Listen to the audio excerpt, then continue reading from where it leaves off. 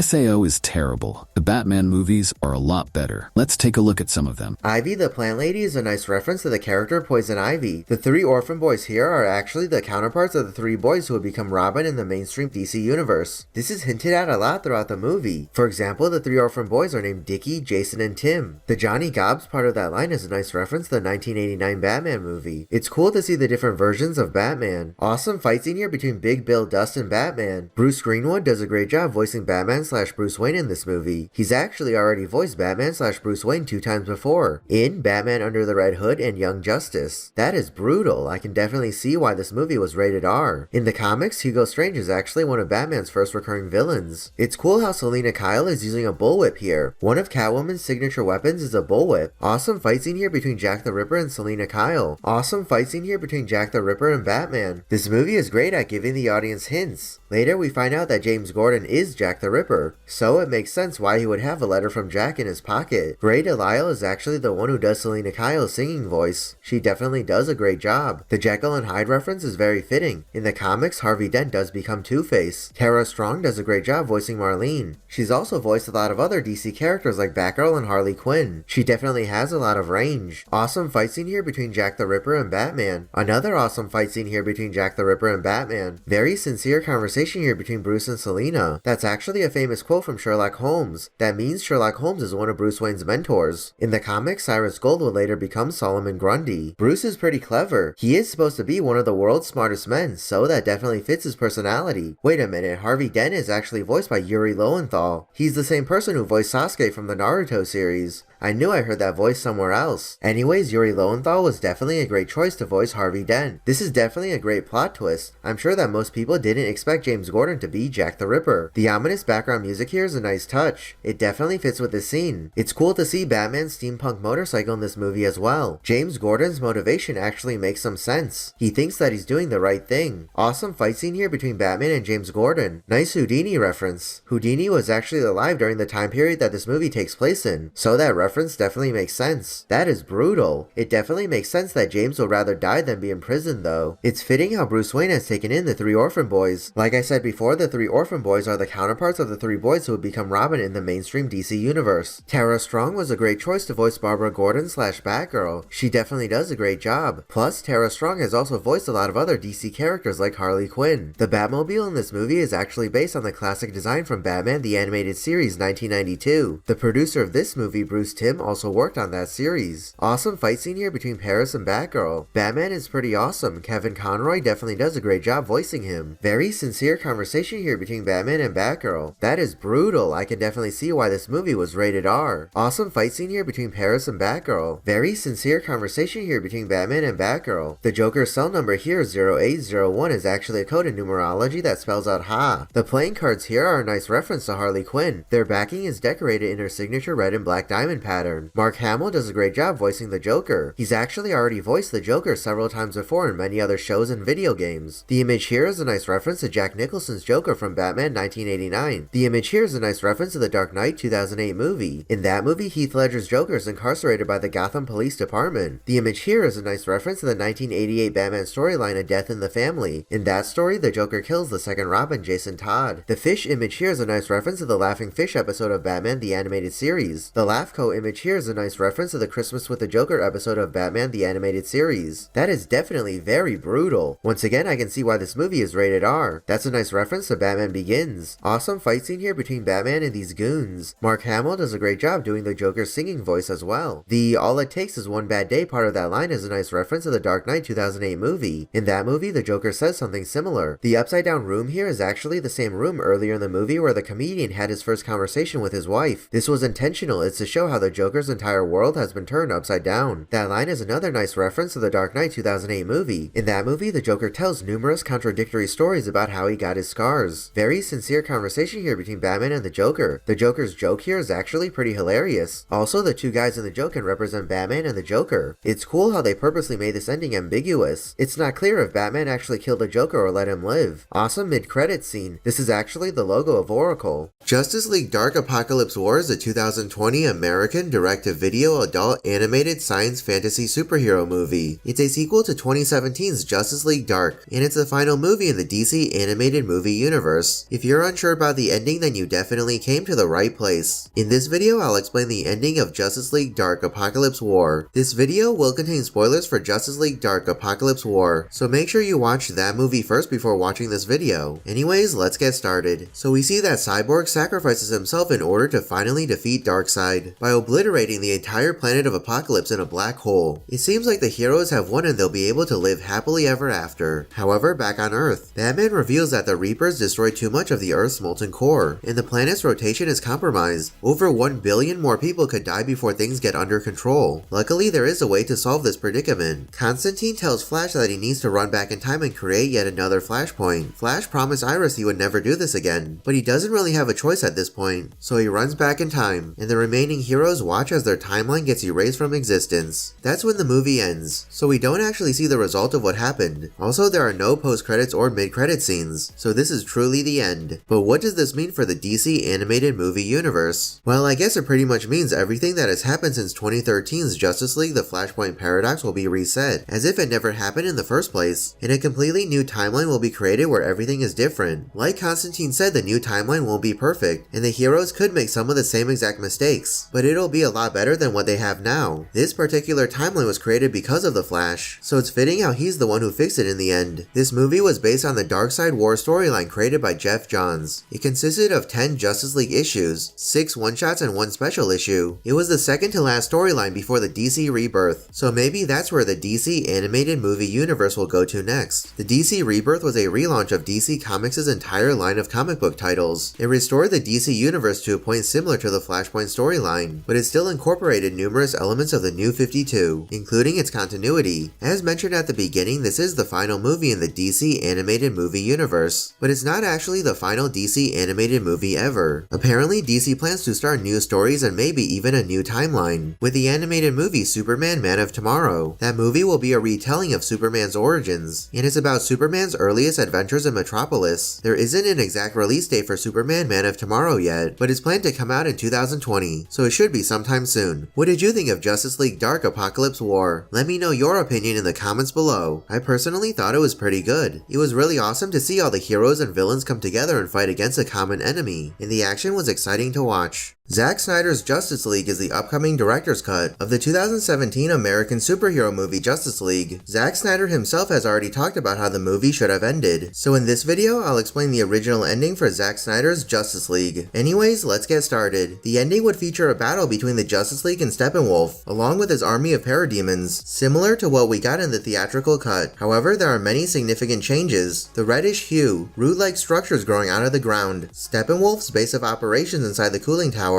and the Russian family were all Joss Whedon's ideas. Additionally, Batman played a much bigger role in the action. The biggest difference is how Steppenwolf would have been defeated. In Zack Snyder's version, Wonder Woman decapitates Steppenwolf because he killed a lot of her people, and then a boom tube would open. It would show Darkseid on the other side of the boom tube, and Steppenwolf's severed head would roll up to Darkseid's feet. This means that Darkseid was the one pulling the strings, and it would set up Darkseid as the main antagonist of Justice League 2, which was supposed to come out last year. Some more details have been revealed about the movie. We know that Batman was going to die, and Hal Jordan was also supposed to appear. Producer Charles Roven was interested to have Mark Wahlberg play Hal Jordan. Also, the nightmare sequence from Batman v Superman Dawn of Justice would have been important to the plot of Justice League 2. Overall, the movie was supposed to end in failure, just like Avengers Infinity War. In the original script of Justice League that Zack Snyder and Chris Terrio wrote before the release of Batman v Superman Dawn of Justice, the movie was going to explore a distant future, where Darkseid took over the Earth. He murders Lois Lane, and brings Superman under control of the anti-life equation. This would lead to the nightmare sequence. Darkseid was going to be played by Ray Porter. A lot of people have been asking him about Darkseid's voice, and here's what he said about the role. You'll hear it when I hear it. I went through a few different sort of vocal gymnastic things in kind of trying to figure out the voice. I needed it to be understandable, but it needed to be a voice that was not of this earth, and that's what I tried to go for. I can't wait to hear it either, because also while I did this voice, and everybody was really nice about it. I know that in post they probably did some stuff to it, and I can't wait to hear that. Plus the voice that I did. It wouldn't be something that I could really project. It's hard on the vocal cords. Additionally, the post-credit scene of Zack Snyder's version was much different. You might remember the tagline Unite the 7. However, there are only 6 heroes in this movie. Well, Zack Snyder was going to introduce 2 Green Lanterns Lanterns. Kilowog and Tomar Ray in a fun cameo scene. They would visit Bruce Wayne at his lake house. Moreover, the post-credit scene with Deathstroke and Lex Luthor was quite different in Zack Snyder's cut. Nobody really knows how different it is, but Joe Manganiello, the actor who plays Deathstroke, said that the Snyder cut will include the original post-credit scene. So based on this, we can assume that Deathstroke had a much bigger role in the original version. What do you think about the original ending of Justice League? Let me know your opinion in the comments below. Personally, I believe that it would have been much better than what we got, and I'm very excited to see it. 10 facts about Batman Begins. Christopher Nolan originally didn't want Scarecrow to wear a mask. However, screenwriter David S. Goyer was able to talk him into it. This is the first Batman movie that was produced and released after the Batman creator Bob Kane's death in 1998. This is the first movie written and directed by Christopher Nolan to be rated PG-13 in the United States. In total, 5 Batmobiles were made for this movie. Lawrence Fishburne was considered for the role of Lucius Fox. Anthony Hopkins was offered the role of Alfred, but he declined. Keanu Reeves was considered for the role of Batman/Bruce Wayne. Wayne Tower is based on Chicago's Board of Trade building. This movie has 3 Oscar winners, Christian Bale, Michael Caine, and Morgan Freeman, and also 4 Oscar nominees, Liam Neeson, Gary Oldman, Ken Watanabe, and Tom Wilkinson. At one point, M. Night Shyamalan was considered to write and direct, but he turned it down.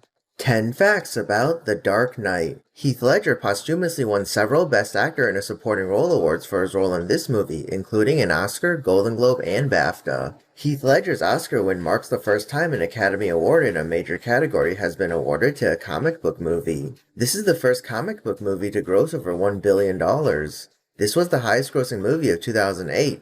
This is the comic book movie with the most Academy Award nominations, 8. This is the first Batman movie that does not have the word Batman in the title. This is the highest rated superhero movie on IMDb. Sean Penn was Christopher Nolan's first choice as Joker, however he turned it down because he did not want to play a role that had been played by his longtime friend Jack Nicholson. Christian Bale was allowed to keep the Batman mask after filming. He wanted to keep the entire suit, but he didn't have room for it. This movie was dedicated to Heath Ledger and Conway Wycliffe, a stuntman that was killed in a car accident while performing one of the stunts in this movie. 10 facts about The Dark Knight Rises. Tom Hardy accepted the role of Bane without even reading the script. Out of respect for Heath Ledger, the Joker is never mentioned in this movie. Scarecrow is the only villain who has appeared in all 3 Dark Knight movies. Tickets for the movie's IMAX premiere in New York City sold out 6 months in advance. Anne Hathaway based her performance on Hedy Lamarr, the original inspiration for Catwoman. This is the only movie in the Dark Knight trilogy that was not nominated for any Oscars. In total, about 10,000 extras were needed for the shoot of the Gotham Rogues scene. In order to prepare for the role of Bane, Tom Hardy gained 30 pounds. Leonardo DiCaprio, Ryan Gosling, and Mark Ruffalo were all considered for the role of John Blake.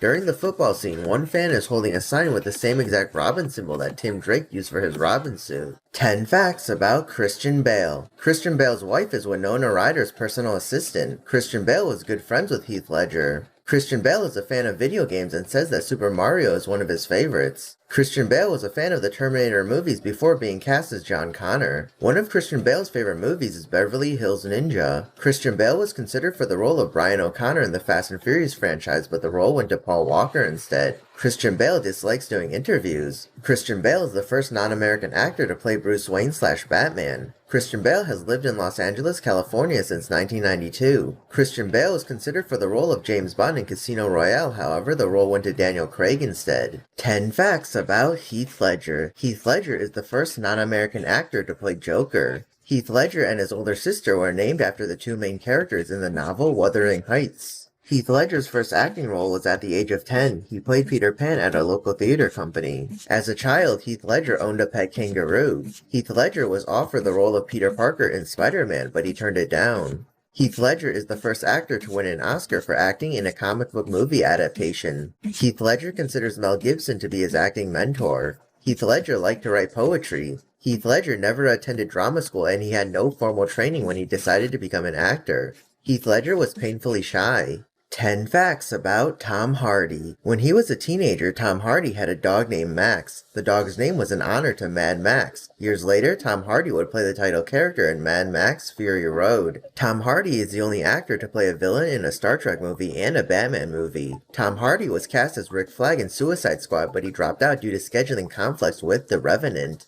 Tom Hardy is good friends with Benedict Cumberbatch. Tom Hardy starred in 2 films nominated for Best Picture at the 2016 Oscars, Mad Max Fury Road and The Revenant. Hugh Jackman wants Tom Hardy to take the role of Wolverine. Tom Hardy battled alcoholism and crack cocaine addiction in his mid-20s, however he's been sober since 2003. Tom Hardy shares an agent with Ewan McGregor. Tom Hardy was considered for the role of John Connor in Terminator Genisys. Tom Hardy's father is a novelist and comedy writer. Additionally, here's a review of another DC movie. Greetings, fellow movie fans. Today we're talking about the highly anticipated sequel to Shazam, Fury of the Gods. And I gotta say, I was excited for this movie. I mean, who doesn't love a good superhero flick? But after watching it, I feel like I was just served a slightly stale superhero sandwich. It's not terrible, but it's not great either. It's like they tried to capture the magic of the first film, but they only got a whiff of it. So let's dive into why Shazam, Fury of the Gods falls short of its predecessor, shall we? Now, don't get me wrong, the movie isn't bad. It's just average, like a lukewarm bowl of soup. Sure, it'll fill you up, but it's not going to blow your taste buds away. And that's the problem with Fury of the Gods. It just doesn't pack the same punch as the first Shazam movie. You know, the one where Billy Batson turns into a buff, adult superhero? Yeah, that one was awesome. But in Fury of the Gods, everything feels a little bit off. They're trying too hard to recapture the magic of the first film, but they're not quite hitting the mark. Maybe it's because the jokes aren't quite as funny this time around. There are still some laughs to be had, but they're more chuckles than belly laughs. One of the things that made the first Shazam so enjoyable was the way it balanced the humor and the action. The jokes were well-timed and well-written, and they didn't detract from the overall tone of the movie. However, in Shazam, Fury of the Gods, the writers were trying too hard to be funny. The jokes felt forced and repetitive, and there were several moments where I found myself cringing rather than laughing. Another issue I had with the movie was that the humor seemed to come at the expense of the story. While the first Shazam had a clear and compelling plot, Shazam, Fury of the Gods felt disjointed and unfocused. It was almost as if the writers were more interested in cramming in as many jokes as possible than telling a cohesive story. Moreover, the concept doesn't feel as fresh and exciting. I love the first Shazam, but Fury of the Gods? It feels like a warmed-up version of the same old thing. It's as if they're just going through the motions. Like they said, hey, let's do the thing we did in the first movie, but slightly different. And that's it. No real innovation, no real surprises. It's as if the filmmakers just took a superhero movie checklist and ticked off all the boxes without bothering to add anything new or interesting. It's like eating plain oatmeal for breakfast. Sure, it's technically food, but it's not exactly something to get excited about. And let's talk about the villains for a second. The first movie had a cool, menacing bad guy in Dr. Savannah, but in Fury of the Gods, we're stuck with, well, I don't even remember their names. They're just kind of there, being vaguely evil. There's also the generic supernatural CGI villains. They couldn't come up with anything better, so they just slapped some special effects on some monsters and called it a day. Yeah, the action scenes are still pretty cool, and the special effects are top-notch. But if you're just rehashing the same old concepts, it's hard to really get invested in what's happening. If Shazam had a to-do list, fighting these guys would be somewhere near the bottom, just above cleaning out the gutters. Another thing missing from this movie is the heart. The first film had such a great emotional core, with Billy's search for his mother and his bond with his foster family. In this movie, those relationships are still there, but they don't feel as meaningful. The filmmakers were trying to recapture lightning in a bottle, but they only got a tiny spark. The first Shazam had all the feels. It was like a warm hug from your grandma or a hot cup of cocoa on a cold winter's day. It made you laugh, it made you cry, and it made you believe in the power of family. But Fury of the Gods? It's like the writers forgot to add a dash of sentimentality in the script. Maybe it's because they tried to cram too much into one movie. Whatever the reason, Fury of the Gods just doesn't hit the same way the first movie did. It's missing that extra oomph that made the first one so special. It's like eating a burger without any toppings. It's still a burger, but it's not as satisfying as one with all the fixings. There are still some fun moments. The action is still fun to watch, but it just doesn't have that special something that made the first Shazam so memorable. It's similar to getting a B- in a class you were hoping for an A in. It's still passing, but you can't help feeling a little disappointed. Shazam, Fury of the Gods is a movie that tries to do a lot, and unfortunately, it relies too heavily on CGI spectacle to achieve its goals. While the first Shazam movie balanced humor and heart with impressive action scenes, this sequel seems more interested in wowing audiences with its its visual effects. The problem with this approach is that the CGI often feels overwhelming and distracting. Instead of being immersed in the story and invested in the characters, the audience is bombarded with flashy visuals that are impressive at first but ultimately become tiring. There are some awesome action scenes in Shazam! Fury of the Gods, but they don't carry the weight that they should. It's hard to care about the fate of characters when they're being thrown around by a computer-generated monster. The filmmakers should have focused more on the heart and humor that made the first movie so great instead of relying on CGI spectacle. On top of that, Shazam! Fury of the Gods is not just a superhero movie, it's also an advertisement. The product placement in this movie is so blatant. It's like watching a feature-length infomercial. I get it, movies need to make money, but the writers were just ticking off a list of corporate sponsors. Come on, guys, we're not stupid. We know what you're doing. The marketing also spoiled all the good parts. And the surprising cameo. Seriously, what were they thinking? Did they think we wouldn't care that they revealed every exciting moment? They wanted to ruin the entire movie-going experience for us. If you're planning on seeing Shazam! Fury of the Gods, then I have some advice for you. Don't watch the TV spots. That way, you'll get all the excitement and none of the disappointment. Or better yet, don't watch the trailers at all and go into the movie with no expectations. Who knows? You might even like it more that way. Movie studios, please stop spoiling all the good parts in your marketing. It's not fair to us, the audience, and it's not fair to the filmmakers who work hard to create surprises that we can enjoy. Shazam! Fury of the Gods also feels a bit pointless in the grand scheme of the DC extended universe. With the upcoming reboot of the entire universe, it's hard to invest too much in this movie's plot or characters. The first Shazam! Movie was a breath of fresh air for the DC extended universe, with its lighter tone and more lighthearted approach to superhero storytelling. But with the news of a complete reboot, it's difficult to see where this movie fits in. The plot is fairly self-contained, with not much connection to the wider universe, and the characters don't really have much impact on the overall shared universe. In addition to that, Shazam! Fury of the Gods falls victim to what can only be described as the biggest deus ex machina I've ever seen in a superhero movie. Without giving away any spoilers, let's just say that the resolution to the film's main conflict comes out of nowhere and requires a huge suspension of disbelief. It's as if the writers realized they wrote themselves into a corner and had to pull something completely out of left field to tie things up neatly. This ending just left me feeling underwhelmed and unsatisfied. So there you have it. Shazam! Fury of the Gods is not terrible, but it's not great either. It's just meh, the movie equivalent of plain vanilla ice cream. If you're a die-hard Shazam fan, then by all means, go see it. As we've discussed, it's a movie that's not bad, but not great either. It's just kind of average. Now, some of you might be disappointed by this. You might have been hoping for a sequel that surpassed the original in every way, with bigger action scenes, funnier jokes, and more heartwarming moments. But unfortunately, that's not what we got. While Shazam! Fury of the Gods may not be as groundbreaking as some of the best movies in the genre, it is certainly more enjoyable and memorable than some recent offerings from Marvel, such as Thor, Love and Thunder, Ant-Man and the Wasp, Quantumania, and definitely She-Hulk, Attorney at Law. Well, that's it for this video. If you enjoyed it, make sure to subscribe so you never miss a future upload. Thanks for watching and I'll see you in the next video.